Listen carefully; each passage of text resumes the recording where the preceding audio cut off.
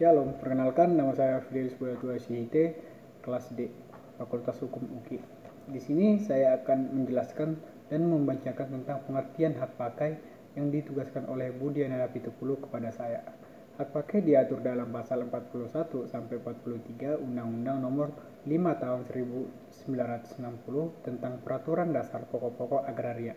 Selanjutnya disebut dengan UU-PA. Hal-hal yang ditentukan di dalam UU-PA tersebut kemudian dirinci dalam Peraturan Pemerintah Nomor 40 Tahun 1996 tentang hak guna usaha, hak guna bangunan, dan hak pakai atas tanah, atau yang biasa disebut dengan PP 40 Tahun 1996.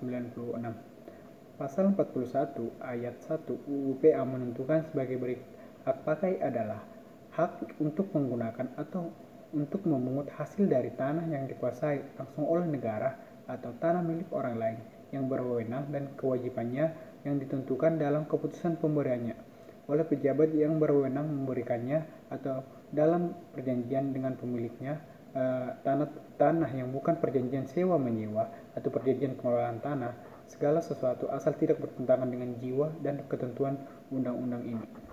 Subjek hak pakai. Pasal 42 UU-PA menentukan bahwa yang dapat mempunyai hak pakai adalah: yang pertama itu adalah warga Indonesia, yang kedua itu adalah badan hukum yang didirikan menurut hukum Indonesia dan berkedudukan di Indonesia, yang ketiga adalah departemen, lembaga pemerintah non-departemen, dan pemerintah daerah. Yang keempat adalah badan-badan keagamaan dan sosial. Yang kelima adalah orang asing yang berkedudukan di Indonesia. Yang keenam adalah badan hukum asing yang mempunyai perwakilan di Indonesia. Yang ketujuh adalah perwakilan negara asing dan perwakilan badan internasional. Hak dan kewajiban pemegang hak pakai. Menurut ketentuan pasal 52 PP 40 tahun 1996, hak dari pemegang hak pakai adalah: pemegang hak pakai berhak menguasai dan mempergunakan tanah yang diberikan dengan hak pakai selama waktu tertentu untuk keperluan pribadi atau usaha, serta untuk memindahkan hak tersebut kepada pihak lain dan membebaninya atau selama digunakan untuk keperluan tertentu. Pasal 50 PP 40 1996 mengatur kewajiban pemegang hak pakai sebagai berikut: adalah membayar uang pemasukan yang jumlahnya dengan cara pembayaran ditetapkan dalam keputusan pemberian haknya. Perjanjian penggunaan tanah hak pengelola atau tanah perjanjian pemberian hak pakai atas tanah hak milik. Yang pertama adalah menggunakan tanah sesuai dengan peruntukan atau persyaratan sebagaimana ditetapkan dalam keputusan pemberiannya, atau perjanjian penggunaan tanah hak pengelola atau perjanjian pemberian hak pakai atas hak milik. Yang kedua adalah memelihara dengan baik dan bangunan yang di atasnya serta menjaga kelestarian lingkungan. Yang ketiga adalah menyerahkan kembali tanah yang diberikan dengan hak pakai kepada negara, pemegang hak pengelola atau pemegang hak milik sesudah hak pakai tersebut hapus. Yang keempat adalah menyerahkan sertifikat hak pakai yang telah hapus kepada Kepala Kantor Pertanahan. Pasal 51 PP 40 tahun 1996 menentukan kewajiban tambahan bagi pemegang hak yang tanahnya menguruk atau menguruk perkarangan atau bidang lain dari lalu lintas umum atau jalan air, juga wajib memberikan jalan keluar atau jalan air dan kemudian bagi perkarangan atau bidang tanah yang terkurung tersebut terjadinya hak pakai sebagaimana ditentukan dalam pasal 41 PP 40 tahun 1996. Ada 3 jenis tanah yang diberikan dengan hak pakai, yaitu yang pertama adalah tanah negara, yang kedua adalah tanah hak pengelola, yang ketiga adalah tanah hak milik. Terjadinya hak pakai atas tanah negara adalah melalui keputusan pemberian hak oleh menteri atau pejabat yang ditunjuk. Terjadinya hak pakai atas hak pengelolaan adalah melalui keputusan pemberian hak oleh menteri atau pejabat yang ditunjuk berdasarkan usulan pemegang hak pengelola.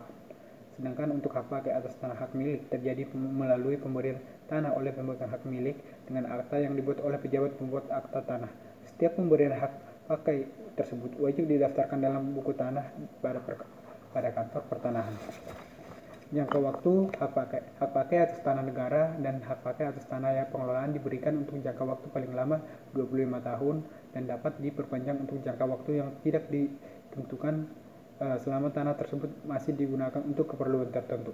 Keperluan tertentu yang dimaksud adalah hak pakai yang dapat diberikan kepada: yang pertama adalah departemen, lembaga pemerintah non-departemen, dan pemerintah daerah. Yang kedua adalah perwakilan negara asing dan perwakilan badan internasional. Yang ketiga adalah badan keagamaan dan badan sosial. Setelah jangka waktu hak pakai atau perpanjangan berakhir, maka dapat diberikan pembaruan hak pakai. atas tanah yang sama. Adapun syarat perpanjangan atau pembaruan hak pakai atas tanah hak negara, dan hak pakai atas tanah hak pengelolaan adalah sebagai berikut. Yang pertama adalah tanah masih dipergunakan dengan baik sesuai dengan keadaan, sifat, dan tujuan pemberian hak. Yang kedua adalah syarat-syarat pemberian hak dipenuhi dengan baik oleh pemegang hak.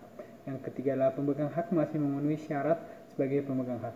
Yang keempat adalah untuk hak pakai atau atas tanah hak pengelolaan dapat diperpanjang atau diperbarui atas usulan pemegang hak pengelola.